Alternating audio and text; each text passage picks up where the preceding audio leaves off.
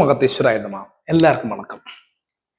Bedroom വൃത്തിയില്ലാതെ സൂക്ഷിച്ചു കഴിഞ്ഞാൽ ദാമ്പത്യ കലഹം വരുമെന്ന് പറയുന്നത് എന്തുകൊണ്ടാണ്?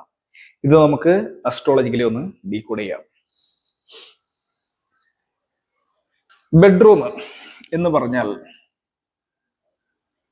ബെഡ്റൂം എന്ന് പറഞ്ഞാൽ ഒന്നുമില്ല, ബെഡ്റൂം എന്നല്ലേ. ബെഡ്റൂം എന്നാൽ ഗ്രഹങ്ങളില് ശുക്രൻ്റെതാണ്, ശുക്രന്റെ കാരകത്വം വരുന്നതാണ്. പ്രത്യേകിച്ചും രാശി ചക്രത്തില്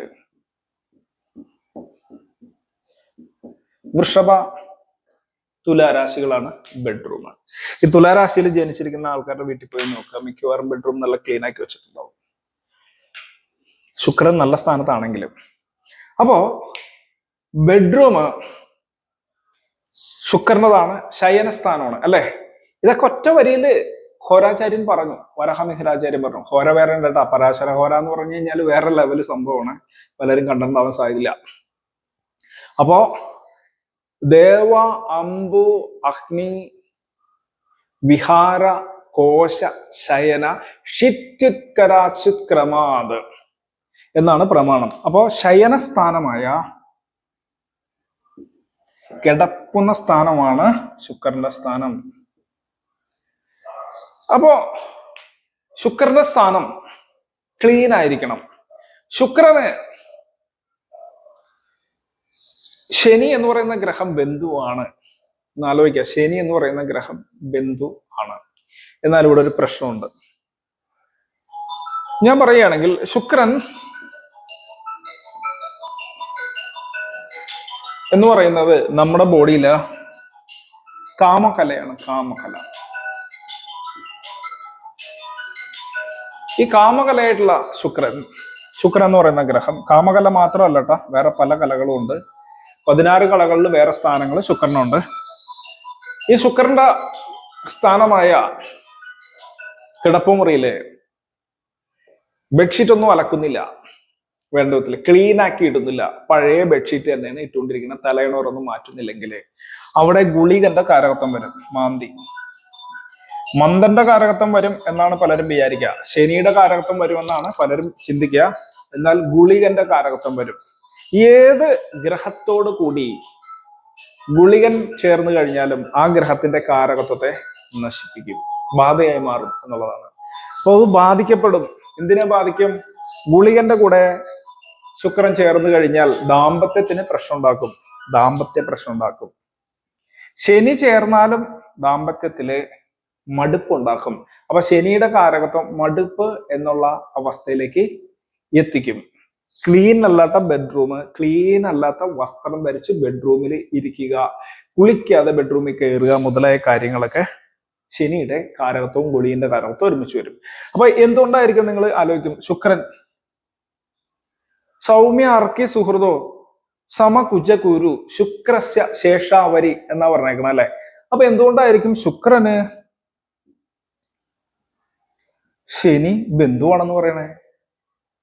സൗമ്യ അർക്കി സുഹൃതോ, ബുധനും ശനിയും എങ്ങനെയാണ്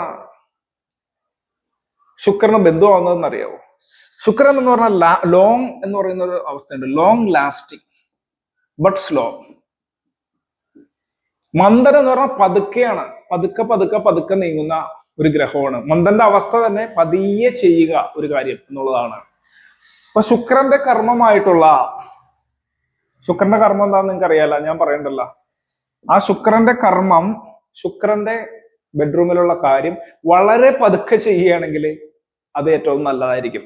അതുകൊണ്ടാണ് ശുക്രന് ശനി ബന്ധുവാണെന്ന് പറയുന്നത്. എല്ലാ സമയത്തും അത് കറക്റ്റ് ആവില്ല. ആ കാരകത്വം ശുക്രന് തുല്യമായിട്ടുള്ള അവസ്ഥയിൽ ഉള്ള കാരകത്വമാണ്. ശുക്രന് കുറെ കാരകത്വം ഉള്ളതിൽ ബെഡ്റൂമിലുള്ള ചില കാര്യങ്ങളുടെ കാരകത്വം വരുമ്പോൾ സ്ലോയിൽ ചെയ്യുന്നതാണ് നല്ലതെന്നുള്ളത് കൊണ്ടാണ്. എന്നാൽ മലിനത എന്ന് പറയുന്ന ശനിയുടെ കാരകത്വം അവിടെ കടന്നു കൂടിയാല് അത് അലസത എന്ന് പറയുന്ന കാരകത്വം കടന്ന് അതിൽ ചേർന്ന് ശുക്രന്റെ ഗുണത്തെ നശിപ്പിച്ചു കളയും. അതുകൊണ്ട് ശുക്രൻ എവിടെയുണ്ടോ ശനി നല്ലതാണെന്ന് പറയാൻ കാര്യം, ക്ലീൻ ആണെങ്കിൽ ഓക്കെ, വളരെ ക്ലീൻ ആയിട്ടുള്ളതാണെങ്കിൽ ലോങ് ടൈമിങ് ശുക്രന്റെ ചില പരിപാടികൾ ലോങ് ടൈം ചെയ്യാന്ന് പറഞ്ഞാൽ ഓക്കെ, ശുക്രൻ ശനി ഓക്കെ. എന്നാൽ ഇവിടെ മലിനത എന്ന് പറയുന്ന അവസ്ഥ, എവിടെ ശനിയുടെ അവസ്ഥ കൂടുന്നുവോ ശനി പതുക്കെ ശനിയുടെ പുത്രനെ ജനിപ്പിക്കും, അഥവാ വിയർപ്പ്, സ്മെല്ല്, ഇതൊക്കെ പറഞ്ഞിട്ടുള്ള ഗുളികനെ ജനിപ്പിക്കും, ഗുളികൻ എല്ലാത്തിനെയും നശിപ്പിക്കും. അതുകൊണ്ട് ബെഡ്റൂമിൽ ക്ലീൻ ആയിട്ടിരിക്കണം. പിന്നെ സൈക്കോളജിക്കലി പറഞ്ഞാലും നിങ്ങൾക്ക് അറിയാലോ, ബെഡ്റൂമിൽ എപ്പോഴും നല്ല ഡ്രസ്സുകളോടുകൂടിയും നല്ല സ്മെല്ലുകളോടുകൂടിയും വളരെ വൃത്തിയായിട്ട് കുളിയൊക്കെ കഴിഞ്ഞ് മാത്രം ബെഡ്റൂമിലെ ബെഡ്ഷീറ്റ് തന്നെ വളരെ ക്ലീൻ ആയിട്ട്, വേറെ എന്ത് ക്ലീൻ ആക്കിയില്ലെങ്കിലും ബെഡ്ഷീറ്റ് തലയണയൊക്കെ നല്ലോണം കഴുകി ക്ലീൻ ആക്കിയിട്ട് ബെഡ്റൂമിൽ കയറുക.